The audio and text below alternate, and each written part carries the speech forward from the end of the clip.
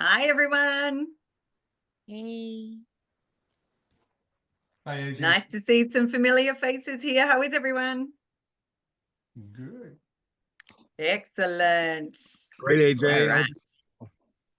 Hello. Dave Hansen, it's good to have you here. We're just waiting for a few more people to join. We had over 40 people registered, Dave, so you're very, very sought after, my friend. That's kind of frightening. I know, right? It's good that you've got a topic that everyone wants to know about. That's exciting. Okay, I've got a few more just joining here, guys. I am also going live on Facebook, folks. So if you are watching on Facebook and you want to join us for this Wetlands Masterclass, be sure to register so that you get your Zoom link. Hey, Yvonne Simon, it's great to see you. I know it's late for you, darling. She's nodding. Yep. Just so that those know, It's Yvonne okay. is based over in Germany. What time is it there, Yvonne? 9 o'clock in the evening. It's okay. Not too bad. Not too Yes. bad. Awesome. Well, good to see some faces here and some new people that I haven't met before. So if I haven't met you, I'm AJ from Supercharged Offers, and I've got Corianne here as well. We're going to be jumping into all things wetlands today because let's face it, guys, wetlands properties, often when people come to us to do marketing, it's the first thing that they want to have removed. But interestingly enough, and I say this to lots of people, for those that have heard me talk about this on podcasts, one of the best properties that we personally have done to date over doing real estate for a decade is actually a wetlands deal. And it was here in Florida. It was 13.5 acres. And when we got the deal that came through, we looked at it and went, oof, wetlands, that's what most of us do. We think the word wetlands and we think worst case scenario. But then we looked into it even more. And what was really interesting with this property it was 13.5 acres and it was in quite a built up area, but everything around it was the same wetlands and that had already been mitigated, built on and developed. So we're like, number one, there's precedent there, which was really exciting. Number two, though, is when we went and actually got a delineation report, environmental report and survey done, there was no species like flora or fauna on the property that were protected. So there was another green tick, which was great. And the third thing is, even though the classification said wetlands, about 90% of the property was all uplands, which means it wasn't underwater. There wasn't anything preventing it going through. And so a lot of the property could actually be used. But the thing is, if I had have just looked at it and seen the word wetlands and moved on, we wouldn't have made over 200 grand on that property. So sometimes these things are worth looking into. Yes, thumbs up, Mario. Thank you. Sometimes these things are worth looking into to really ascertain what can be done and what can't be done, and to know what facts you're actually working with, right? So when I saw David's podcast that he did with Seth Williams, if you haven't watched it, go and watch it. There's a lot of stuff that I'm sure David will be covering today on there. It was mind-blowing for me because I finally thought I found someone that actually sees the opportunity in wetlands like I do. Now, does this mean that all wetlands can be used? No, it doesn't. But it certainly means that there's a way to approach wetlands that before you might have seen no deal, but now you might see it and see that there's an alternative there, which is really great. So Corianne and I are going to take turns in kind of interviewing David today. And David, we've given David a bit of heads up about some questions, but I also want you guys to post questions as you go. So if there's anything you'd like to know about anything we're doing, any topics that Dave is talking about, any deals that you guys have done that you want to just put in front of David and say, hey, this is the situation I had. What would you do? Keep that stuff happening in the chat, guys, and we'll make sure that we've got some time at the end to allocate to that. And again, for those watching on Facebook, if you are seeing this live on Facebook, please make sure you go to my Facebook page. There's a registration link so you can come and join us live on the Zoom as well. But without further ado, Corianne, do you want to maybe just introduce David and kick off with our first question? Yes, absolutely. So I had the pleasure of getting to meet David last week as we kind of talked about what we were going to bring you guys and what value we were going to bring.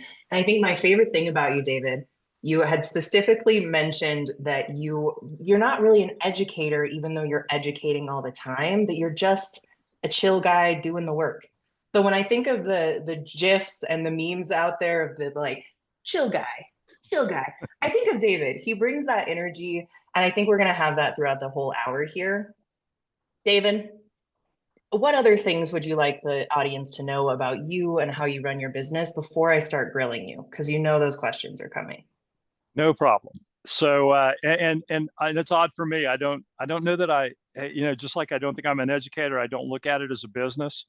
It's, this is something that I've done since 1988.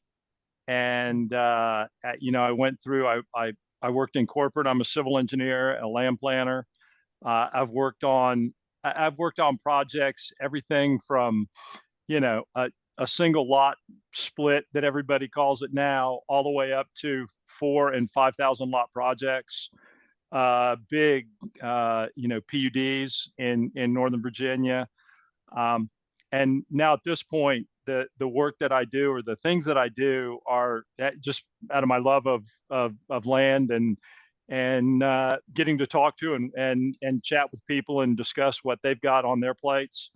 I don't necessarily look at it as a business. Maybe that's, I don't know whether that's a benefit or a detriment. But as far as just about means me, you're as an I extra, said, extra chill guy. yeah, Well, can I look, add to I that, make guys, myself that- available.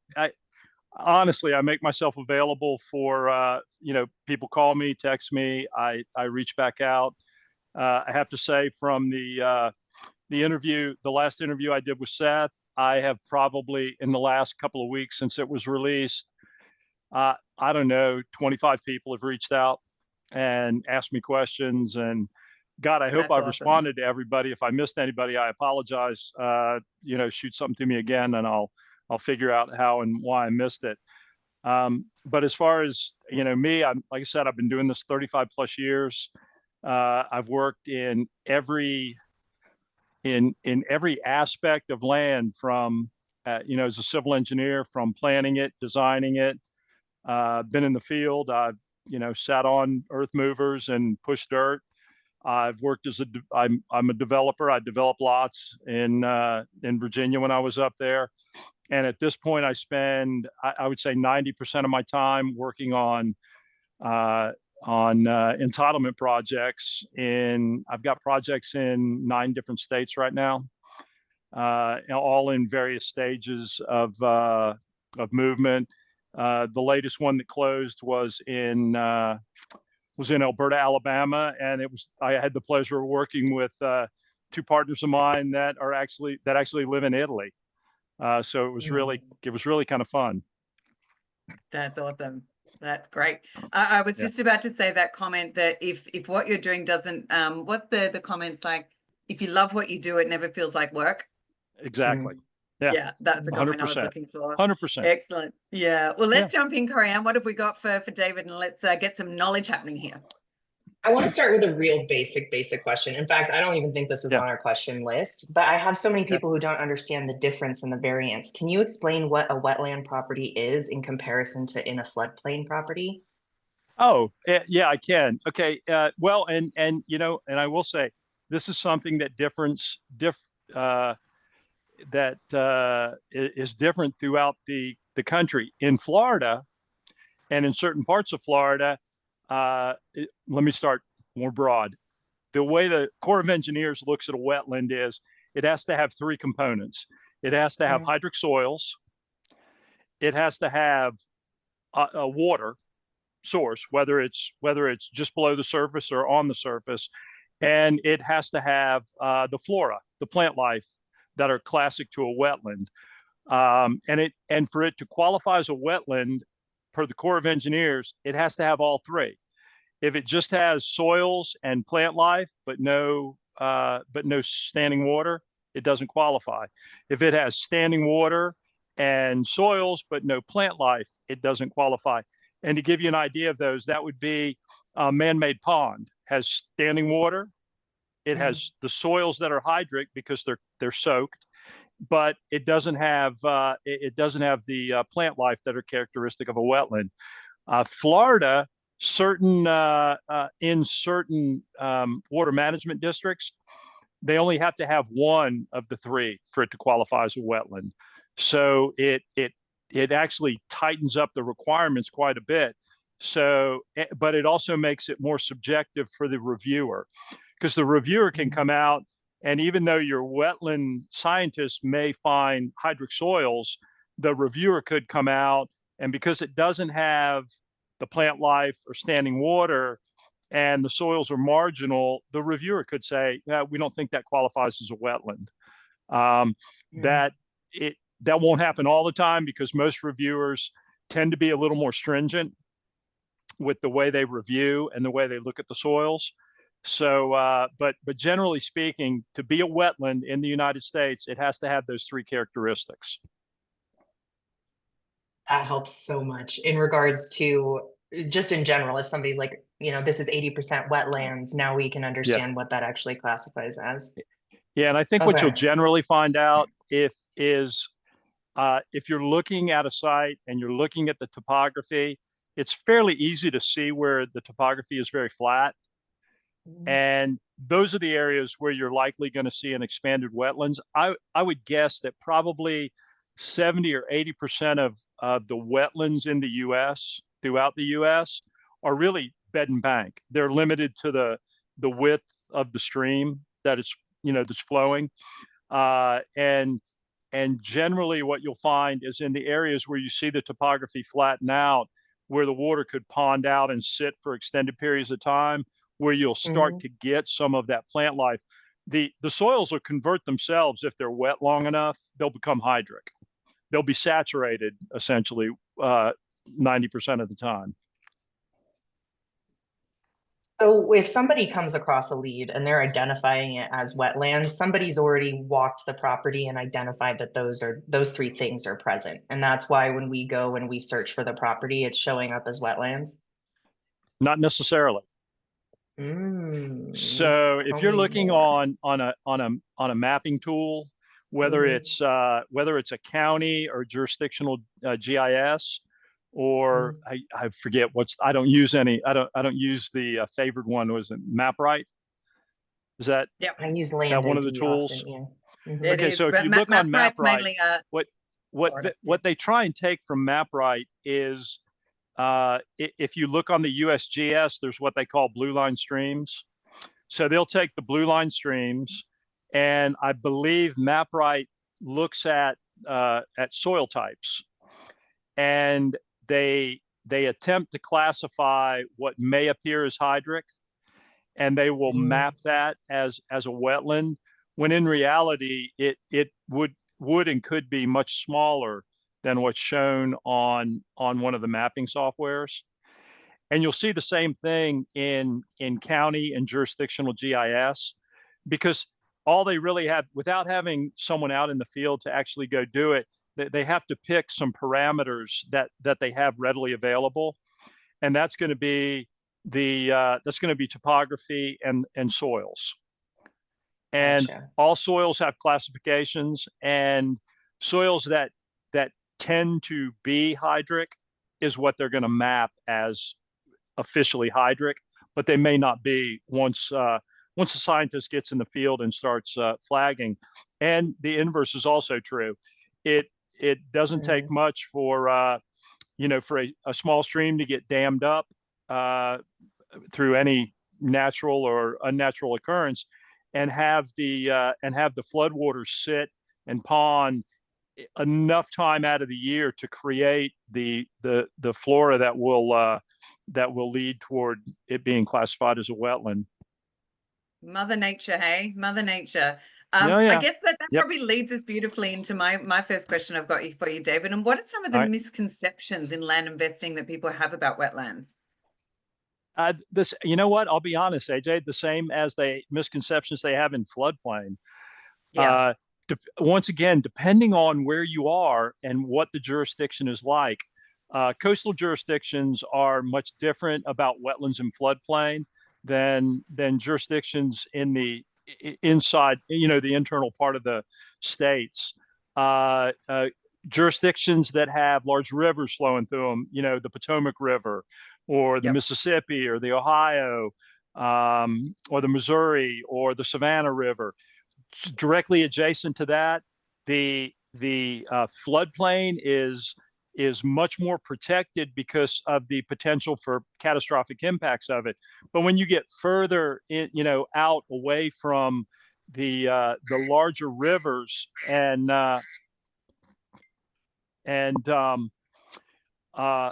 in lower lying areas where you're out at the 100-acre limit, then floodplain is a lot more easily modified or edited. And I think that's the misconception. People see floodplain, they immediately stay away from it. But the reality is, if you're out at the 100-acre limit, there's very little chance of real flooding. And in many states, there's an opportunity. I'll use Alabama as an example. So Alabama, you can modify floodplain and impact it.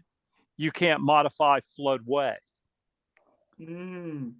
And they are Interesting distinction. They are two different. So the floodway is actually the center line of the stream and the area where normalized flooding is contained, like a 10-year storm would have a certain distance from the banks. Now, the 100-year embankment is much wider, but in Alabama, in most of the counties, you're allowed to impact the 100-year floodplain. You can't impact the floodway, though. Right. Very interesting. Yeah. And I would say the same with that would be the same with wetlands is, where some people immediately go, I don't want any wetlands. It's because their initial feeling is it lessens the value. It lessens my abilities to do things on the lot. But many times, even if the wetlands are isolated, the setback, generally the setback is 25 or 30 feet off the edge of the wetland. And the impacts are much lighter than most people assume them to be. Yeah. Now, if it engulfs the entire piece of property, then it is what it is. But generally speaking, on a development tract, wetlands and floodplain are minimal inconveniences or challenges to be overcome. Yeah, I like that. That for me starts with mindset, right? Because you look at it and go, like I said in my intro, if I had looked at that deal and gone, no way. But it really was a deal. So you got to really look into it. Because that kind of leads us into the next section too, which is, what are some ways that you've seen, David, that people can monetize wetlands rather than avoiding them? And what's the best use for a wetland? There you go. Great question. It really, once again, depends on where the property is and because that opens a lot of options. I'll be honest, I'm looking at a piece right now adjacent to a project of mine where it's in a huck that has no wetland mitigation in it right now. So the Corps is allowing projects in this huck, and a huck is a hydrological unit code. Every drainage area in the United States is broken down by the Corps of Engineers into these hucks, and they have 8-digit, 10-digit, and 12-digit hucks. The 8-digit is the largest area. A 10-digit, it gets it a little bit smaller and identified, and then the 12-digit is like they call it. It's a micro huck. It's a micro shed within the grader. But this project that I'm working in within the big huck, there are no wetland mitigation banks, so there's no opportunity for mitigation in the huck. So what happens in that case is the Corps will allow you to purchase mitigation in an adjoining huck. The interesting thing in this one is there's not any available in the adjoining hucks either. So the Corps has now established their like an internal bank where they can, once credits are made available somewhere, they can go buy them. So you pay into this fund, and the fund prices are can be expensive, can be up to I think in the one that I'm working in right now, it's $275,000 for a half-acre credit. Right. Just before we move to the next question, David, do you want to explain to everyone on here that might not know, like, what a wetland credit actually is? Yeah, I'm getting there. Again, I think a So few people, Okay, good. yeah. yeah, no, I'm getting there because the issue is, so I've got a development project that is going to need offset credit. We're impacting wetlands because of utility installation. Other than that, we're not impacting wetlands to construct on. But Yeah. even if you build, I've got a sewer outfall that runs through the floodplain, through the wetlands to connect to an existing sewer outfall. Because I'm impacting more than a quarter acre of wetlands, I have to offset them somehow. And the way you offset them is through offsite mitigation. There are possibilities to mitigate on-site. The Corps doesn't like that because it's difficult to make sure that they're managed and taken care of. They like them in permanent offsite banks that are managed and reviewed and inspected on a regular basis. So at this time, as I was saying, there's no credits available in the HUC that I'm in. So we started looking at, as this project is being entitled, we were looking at a project next door that has, it's the shape of it's difficult because it was used for, it was part of another use. And so I made a phone call last week to talk with my wetland scientist that did my work. And I asked him what the possibilities were of us creating a wetland bank on this piece of property. And he started laughing. He goes, "It will be a license to print money." Because there is no mitigation in the HUC that I'm in. And if I can create 40 or 50 acres of wetlands, I will essentially create tens of millions of dollars worth of value on this piece of property. Let that sink in, folks that are listening. I think this is really critical, right? We Yeah, often see it the word is. wetlands and go, not a deal, and yet you're using it as a license to print money. So I can't wait to there's this question and going. so Vlad's it just put depends. up his hand. Yeah, Yeah, sorry, it depends go, on where Dave. you are. It really depends on, but even, so even if I found a property, the more I thought about this with my wetland scientist, even if I found a property nearby that feeds, there may be an opportunity on another piece of property in the HUC in order to develop wetland mitigation credits. Yeah. It's a time consumptive business to get into. It will probably take a year or two to develop the bank. And it's like anything else in real estate. We hope our timing's good, that when we finish, the credits will be available, that development will be strong, we'll be able to sell all of our credits. At a bare minimum, my real hope is that the value of the credits I create the cost of that will be offset by the credits that I need on my development project. Yeah. The same can be said for doing entitlements, right? It's about timing, it's about patience and making sure you're working through the process. It's not different with this. Vlad, you had your hand up. Do you want to come off mute and ask a quick question? Yeah, Dave, a quick question. Can you repeat that one last part about how it prints money?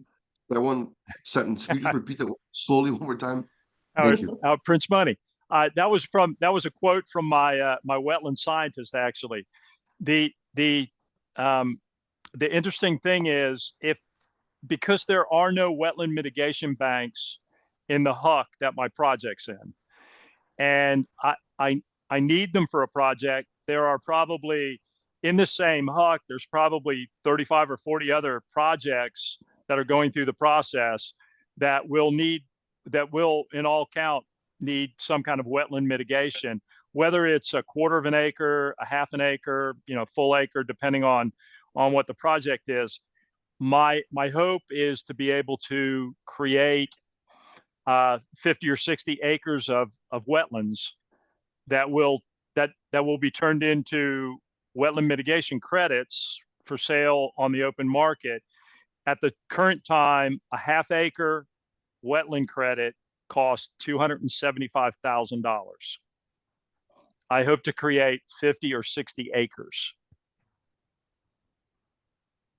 Is that your favorite strategy when it comes to an approach when you're running up against wetlands, or do you have other No, strategies that my you? favorite strategy is to avoid them and figure out how to just stay. You know, anytime that I mean, the interesting thing about wetlands, they're federally protected. So I worked with a client in Virginia that disturbed, not on purpose, but on accident, disturbed wetlands. And it's essentially French jurisprudence. You're guilty. You have to prove why you're not.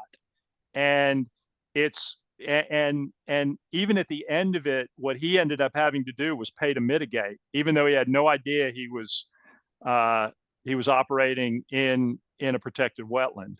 So it's one of those things where, ignorance is not bliss. Ignorance can cost you a great deal of money.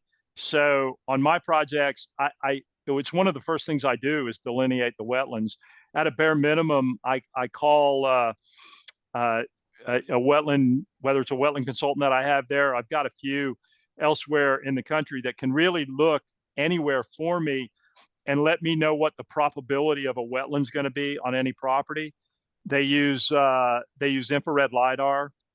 They use they know the soils, and they can pretty much a wetland consultant that works in a particular area, before they go out in the field to flag the wetlands or look for them, they sit at their desk and they have a plan. So they know roughly where the wetlands are before they even go out in the field. I call that a desktop survey. It's one of the first things I request on any property that I'm working on. I go to a wetland consultant and get a desktop. Okay, so for me personally, and I'm going to ask all the dumb questions that everybody else is thinking. There are but no when dumb it comes, questions. Ask away. When I hear bank, I think of an establishment I have to walk in to make money. But if somebody was like, "Hey, this is something I'm interested," well, thank you. Thank you. But when they hear mitigation banking, I guess I'm kind of trying to put together, like, how are they even the first steps somebody would take to learn about it or eventually one day profit from it? Okay. Yeah, I can help. So Okay. the idea that it's a bank, in a sense, it is on paper, no different than, all of us bank online now. My wife and I use Alliant Credit Union, which is the United Airlines credit union. It has one branch in Chicago. That's it. We do everything. Everything else is done online. Transfer money in, you got your card, you got checks. So everything is done online. And think of this bank no different. It has, the branch is the site out in the the piece of land where the elements of the bank exist. The wetlands themselves exist. The core issues you credits, the value of and they're just nominal number of credits. So say I create 50 acres of wetlands, man-made wetlands, and then I have I'm able to provide a 300-foot buffer around it. That gets me bonus credits. But say at the end of the day, my bank holds 100 wetland credits. So there's the Corps of Engineers has an online site called Rivets, RIBITS. Google it. It's awesome. In Rivets, cool. Anybody that needs an offset credit can go to the Rivets Bank. They can type in the HUC that they're in. They can type in what type of credit they're looking for, and it will bring up the banks in their area. And it'll say how many credits each bank has. If you need stream bank mitigation, if you need wetland, if you need forested wetland, if you need emergent wetland, it's all contained in that site. And from there, it contains I'm on two wetland banks, and three nutrient offset banks in Rivets. And so my name and my phone number and the name of the entity are there. And I get, like in the last week, I've gotten 3 requests for nutrient offset credits from projects in Northern Virginia. And the same can happen, for a wetland credit. Basically, someone knows they need the credit. They go in and make a request. We quote them what the cost of the credits are, the value of the credits at that time, how many credits we have. And just like your bank account, there's debits that come off. If I sell 3 credits, then now I load in all the data, where the credits went, what project it was for, and then my total credits is debited from 100 to 97. So the next person that comes in sees that I've got 97 wetland credits left. Yeah. And how do So you it find is, out? We're gonna ask it is a some of the- bank. Yeah. I Yeah. love It that. really is. That's, and thank you for explaining that, and thank you for asking it, Corianne. Yeah. How do you find out what hucks you're in? Okay. You can look anywhere in the US, and it's on the Corps site. There's a HUC map. The core site being the Army Corps Yeah. of Engineers? Army Corps of Engineers. Yeah. Yep, Ribbits okay. is run by the Army Corps of Engineers. I'm not 100% sure if the HUC coordinates and mapping numbers are on that site or just in the Corps' overall site. But you can find you can go in, type a location, just like you can do with FEMA and the floodplain maps. Yep. You type in a location and it'll tell you what HUC you're in. Okay, awesome. Whilst Corianne's lining up the next question, I just want to go to some that we've got in the chat box for you, David. Sure. So Garrett's got one in here. You mentioned that this impacts specific areas. So what areas in the country are you currently working in? Okay, I have projects in Virginia, North Carolina, South Carolina, Georgia, Alabama, Florida, Texas, Nevada, and I'm tap dancing around one in Oklahoma. So pretty much half the country. Awesome. Right. Steve's got a question in here. Are there distinctions on property taxes for wetlands or protected lands? Okay, here's the whole other thing with wetlands.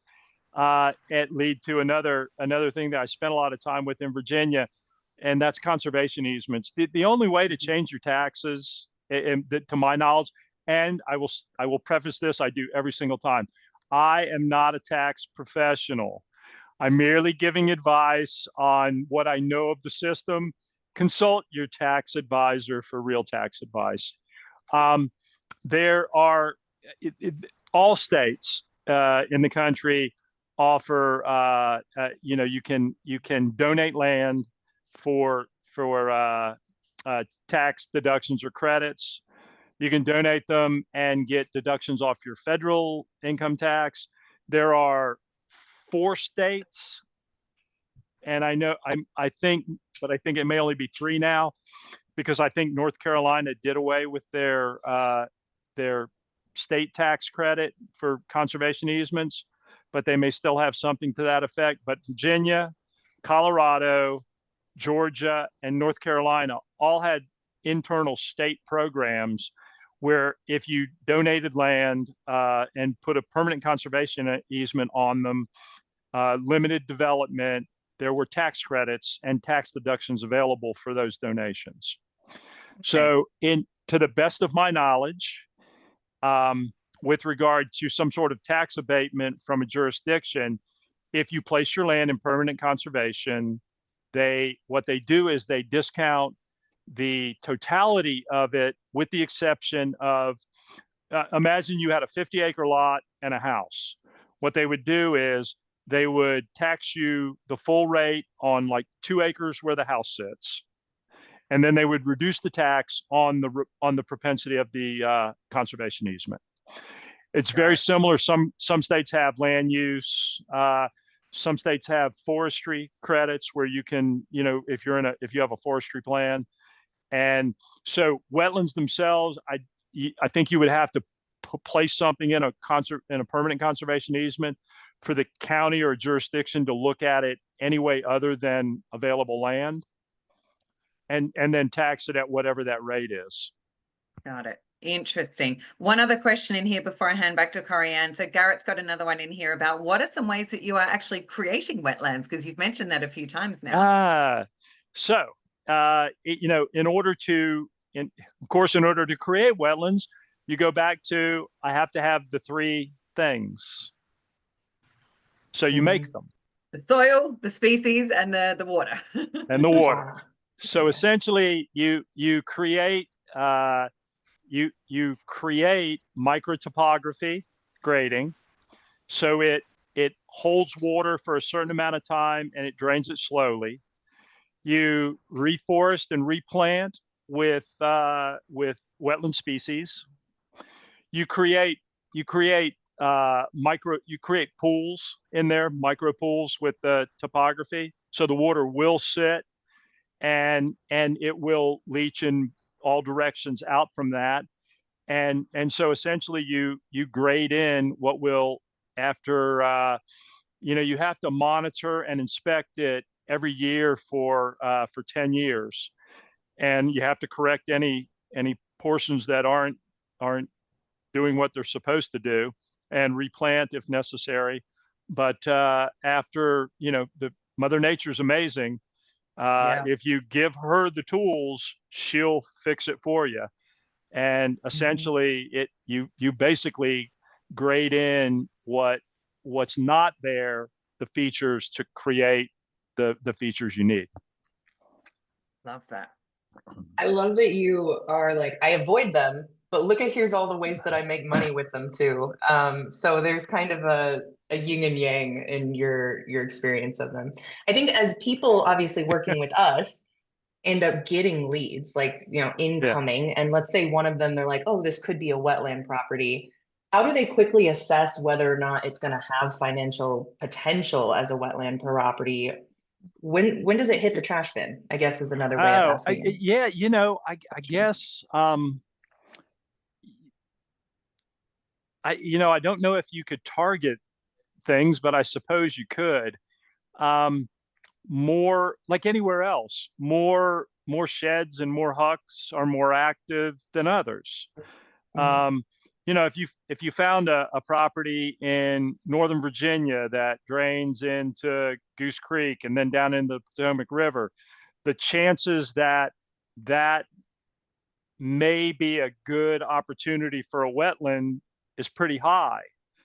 The difficult thing about it is it's also in an area of the country where a single building lot is worth $400,000.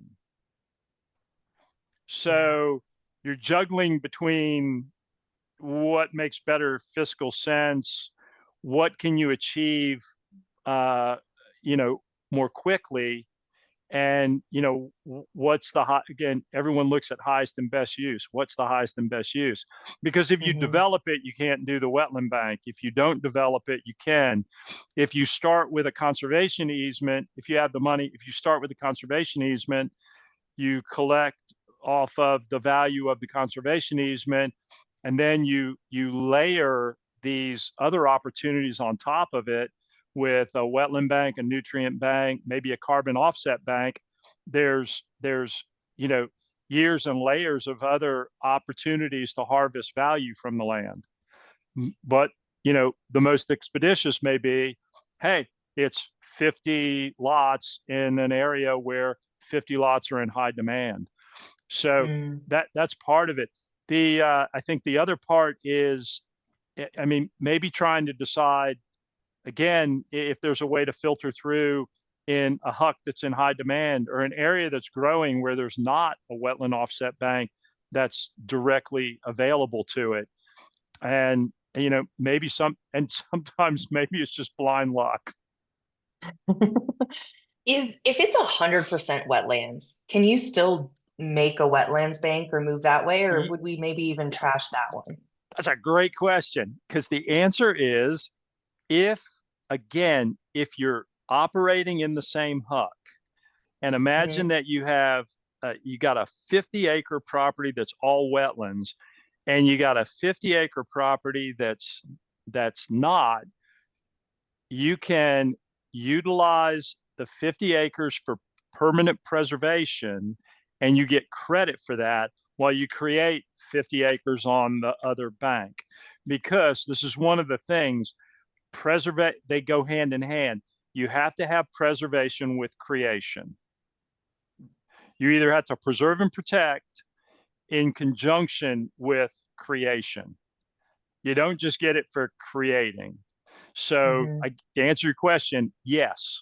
So a 50-acre piece in the right huck may be of value to somebody who's looking to do a bank somewhere in the same huck, but doesn't have the ability for preservation or protection. Ooh, Interesting. I gotta digest because honestly, everybody's always told me if it's 100% wetlands, it's trash. So I'm in a new reality right now, a new Yeah, matrix. Me too, Corianne. So whilst you line up the next question, Corianne, Erin's got a question in here, David. Why would a buyer be interested in buying a wetlands parcel?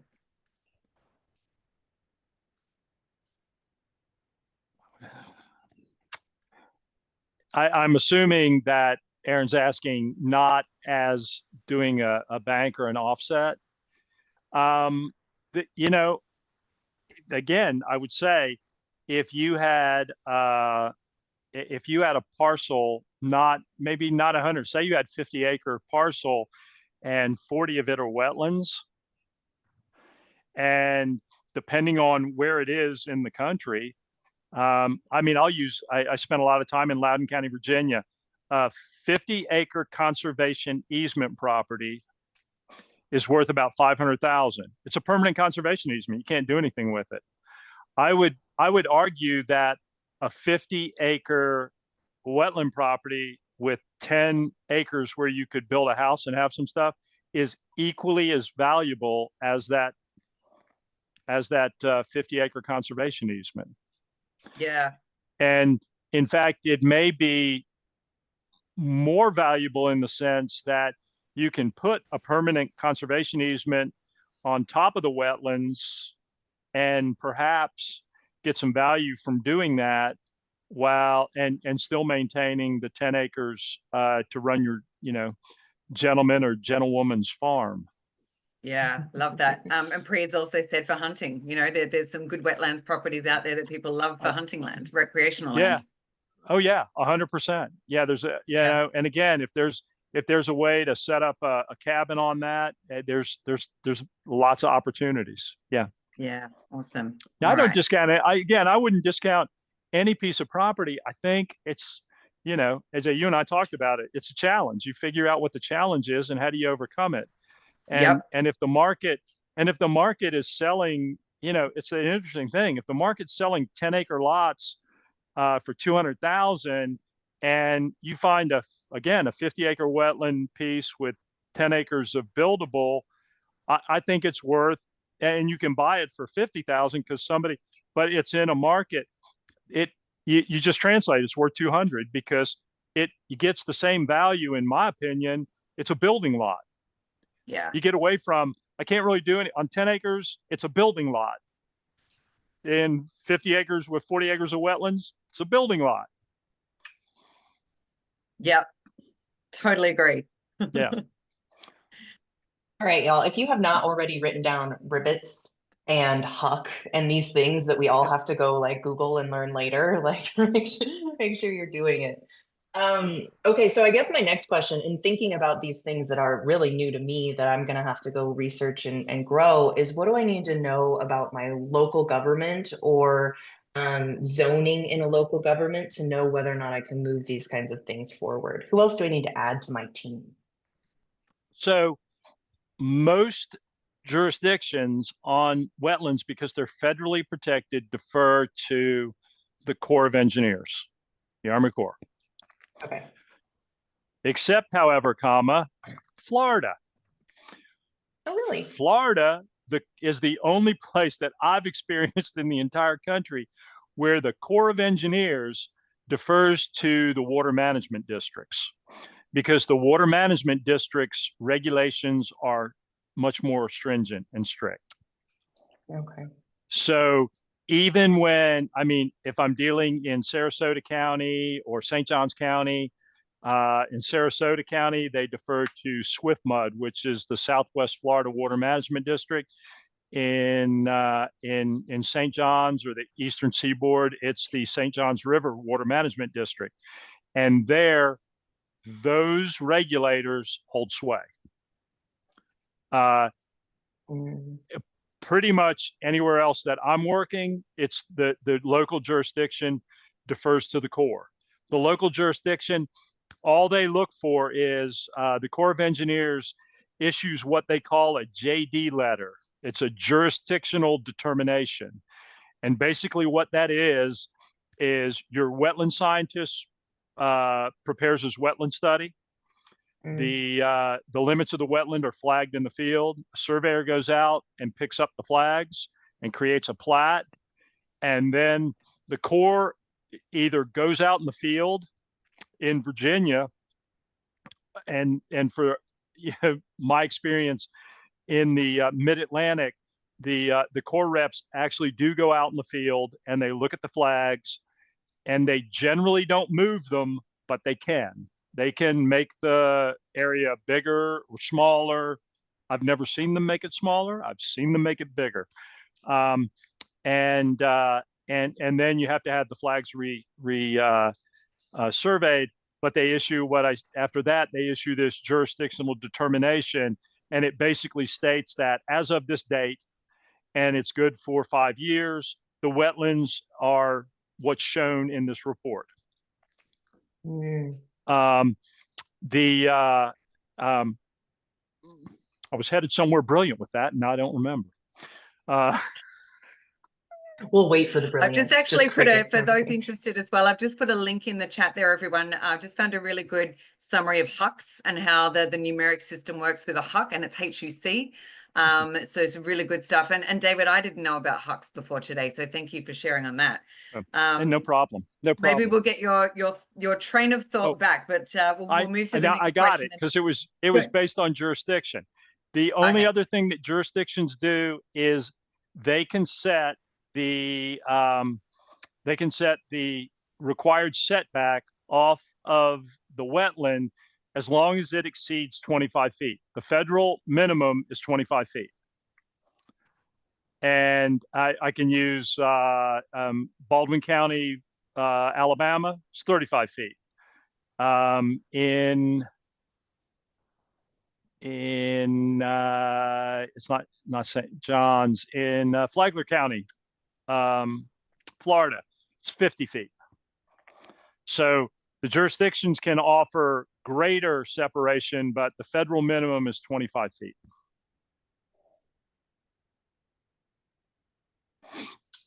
Dang. I mean, just the fact that that lives in your brain in general, I think we can all give a round of applause.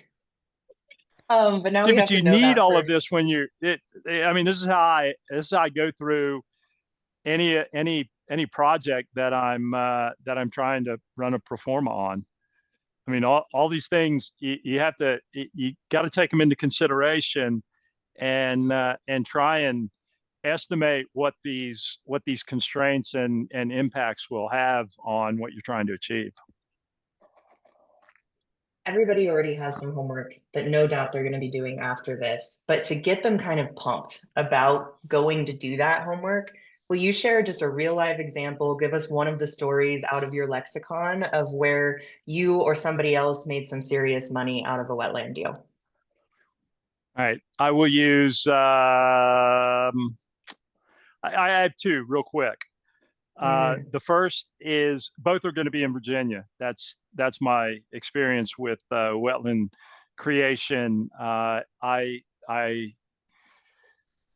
assisted a gent that purchased 325 acres in Loudoun County, Virginia. The first thing that we did was land conservation easement.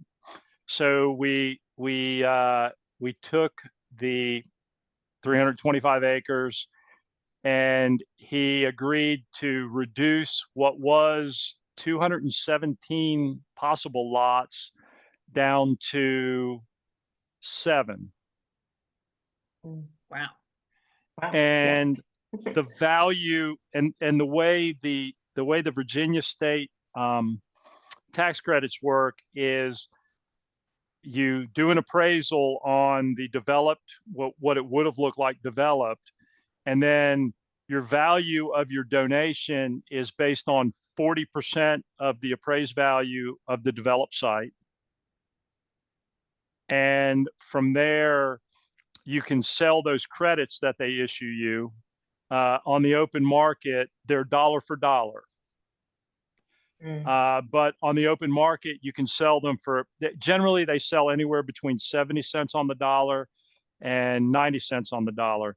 And essentially, the way it works is if you lived in Virginia and you owed $10,000 to the state for taxes, instead of sending the state a check for $10,000, you could go to a broker who has these credits and pay him whatever they're charging at the time. So let's just say it was 75 cents. So you bought $10,000 worth of tax credits for $7,500. So you save $2,500. Mhm. You do. And you submit that with your taxes. So that's how the tax credits work. The federal deductions are on top of that conservation and that is the delta between the 40% and 100%. So 60% of the value you can use as a federal deduction. And again, I'm not a tax guy, so this may not be 100% accurate, but it's just a field. And then my understanding is you can deduct that value, that 60% value, off the top 50% of your income for 15 years. So there's lots of money there. On top of that, with this gentleman, after I believe he got $5 million in tax credits.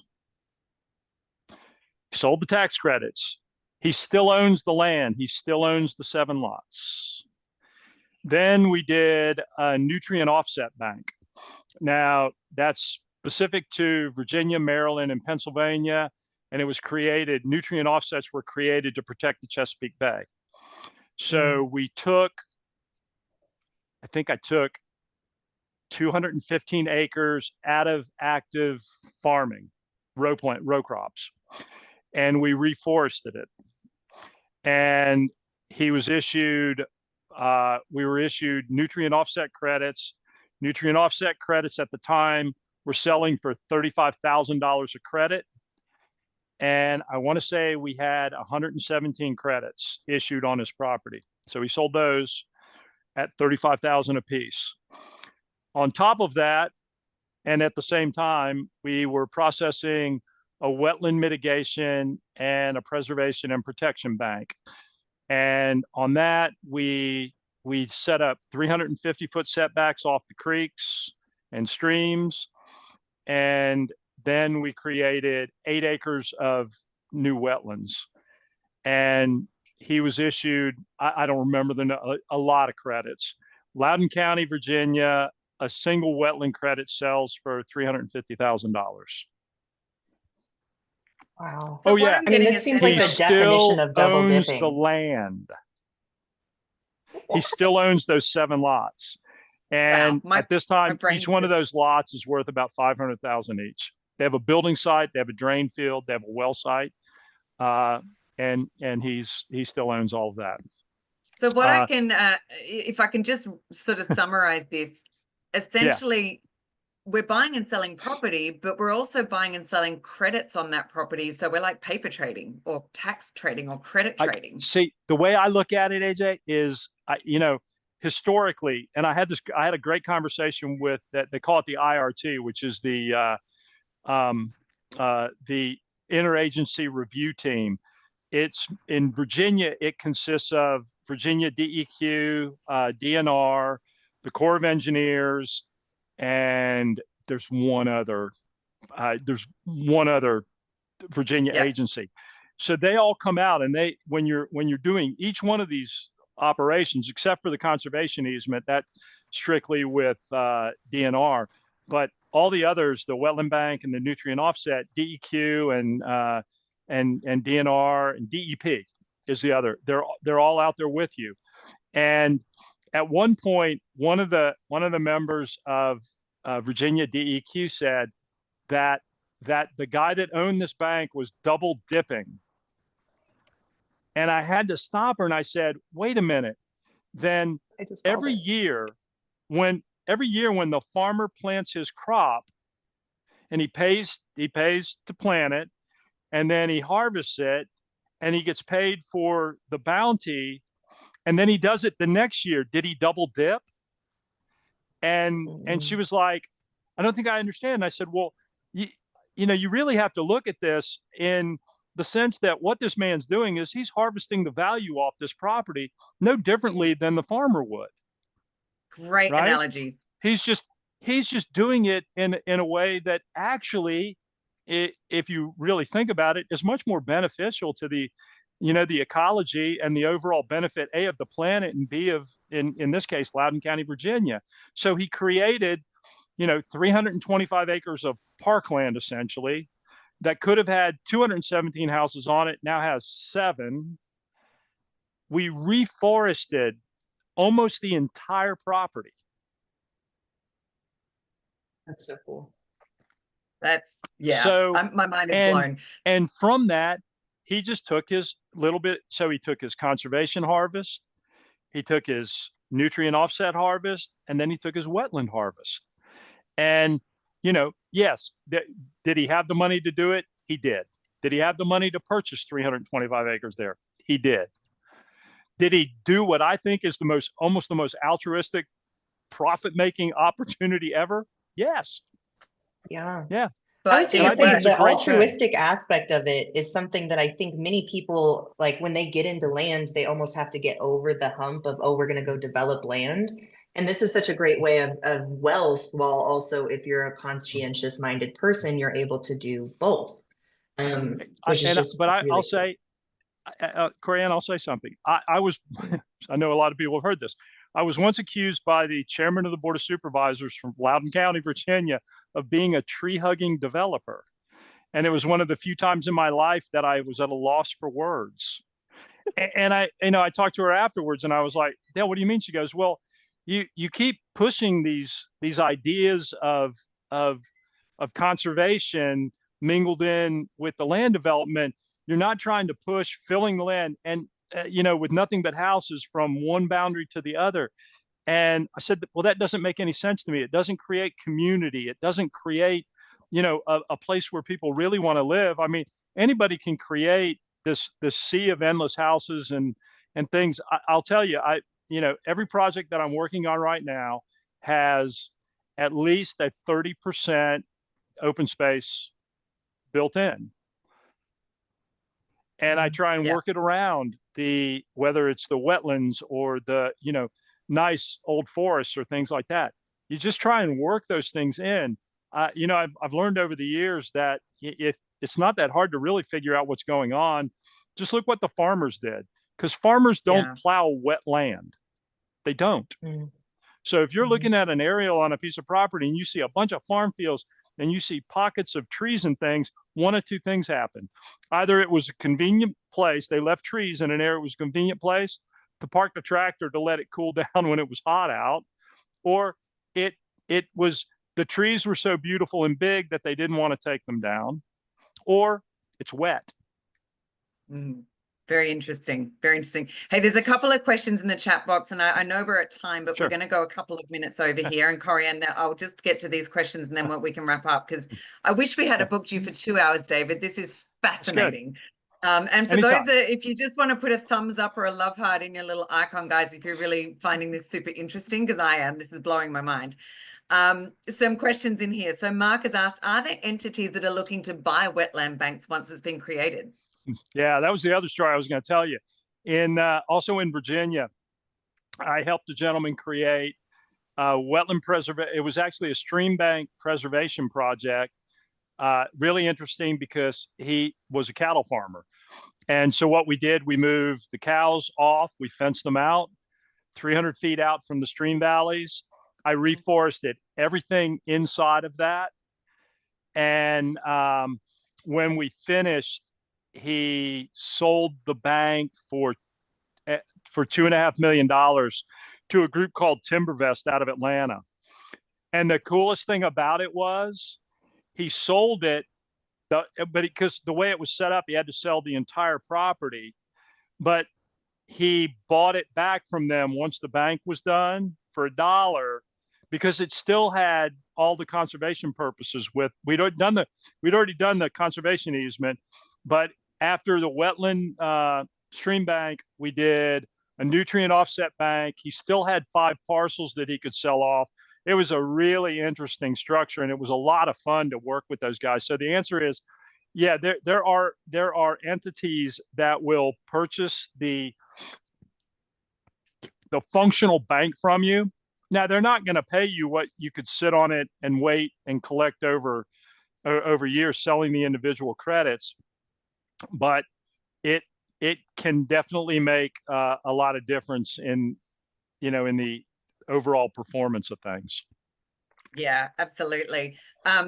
This is I've got a couple more comments in here I just want to Sure. come to, and one was from you, Steve Swain, which I completely agree with. If a tree gave me $15 million, I'd probably hug it too, definitely. So that person that said you're a tree hugging developer is right. Yeah.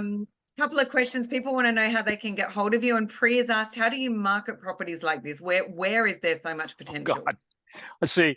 You got me on that. I think you and I talked about it. That's not really my I don't market anything. Because the stuff that I do, I'm communicating directly with the builders or developers to take my end product. As far as the marketing a property, again, I think it's like anything else. I mean, if you think you're faced with a challenge, figure out how to place it correctly. If there's an opportunity, again, you hit it, whether it's a recreational piece, or is it, it's a cabin in the woods, it's a building lot. I think a lot of people get wrapped up in, oh my God, it's so big. But if you try and figure out how to make it appear and feel as small as possible, and again, if it's 40 acres of wetlands on a 50-acre tract, then I'd be marketing my 10-acre building site. Yeah. That comes with 40 acres that nobody can do anything with ever. So you're protected. It's a blanket. I think that may be, if I were to look at anything as far as the marketing, it would be, don't look so global. Try and look, in a tighter circle. As far as contact me, you guys can put up my email. Or message me on Messenger. Like I said, I reply. I chat with people all day. I want to ask the question a little bit differently. Even though I will give them your email. How do people add value to you and your business? Like, if somebody were to reach out to you. I don't think I don't look at this as a business, so I can't. I'm happy. Coolness. I know what you're asking. I'm happy to look at something that somebody has and opine, and honest to God, if it made sense. I mean, I'm hoping there are some people on here that are listening that have had an experience where I've talked to them. I mean, in the last week, I've given solicited opinions on properties and opportunities that in many cases people think are opportunities, and I explain how they're not. And I hate to be the bearer of bad news, but I'm super honest about it. And I tell people all the time, I'm not looking to steal anybody else's deals. So if somebody showed me something, I'll give you an opinion on it. If I think it makes good sense, or I think there's an opportunity, God, I'll tell you. And I've got, that's what I have to offer. I think maybe because I don't perceive what I have as a business, I'm not trying to abscond with anything. It just, it's, again, I'm happy to, here's another thing I tell a lot of people. I'd rather give somebody $1 million worth of free advice than follow them into a deal that they screwed up. Yeah. I'm with Honestly, you on that. Yeah, 100%. It's so hard. I'd rather go, look, here, I'll help you out. And if you make a lot of money off this, throw me a bone. But I'd rather go, here's where you need to be, because this is what the deal is, than somebody run headlong into something. And, it really does. I'm sure we've all felt it. I see it on the Facebook posts, these new wholesalers are doing this, and I'm laughing because it's a wholesale deal. And I'm thinking, oh my God, I followed somebody into a, 250 lot subdivision that promised the sun, the moon, and the stars and couldn't even come close to deliver. So when we came in to make an offer, the sellers were like, yeah, we've heard it all before.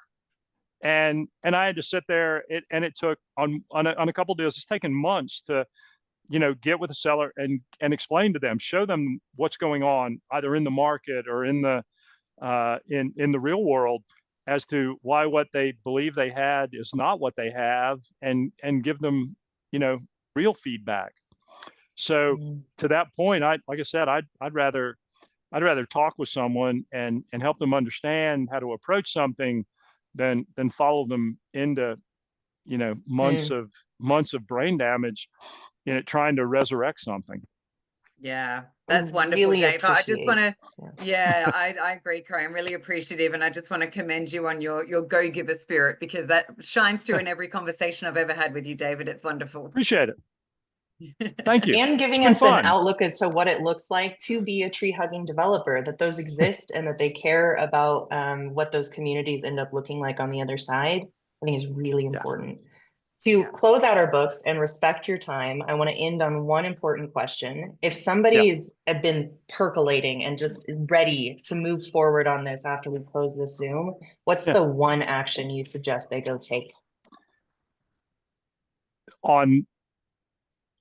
To one day be as cool as you, I think, is really what we're all going to be leaving. One action to exploring a wetlands property. Where would they start? I'll be honest. I would. It's funny because after my conversation with Seth, somebody that lives on Maryland's Eastern Shore sent some stuff, and he kind of hit it. That Ribbit site is really interesting because I know how. Again, I'm not necessarily in your genre of the lots or the virtual assistants and marketing and leads coming in. It's all very foreign to me. Interesting as can be, but foreign.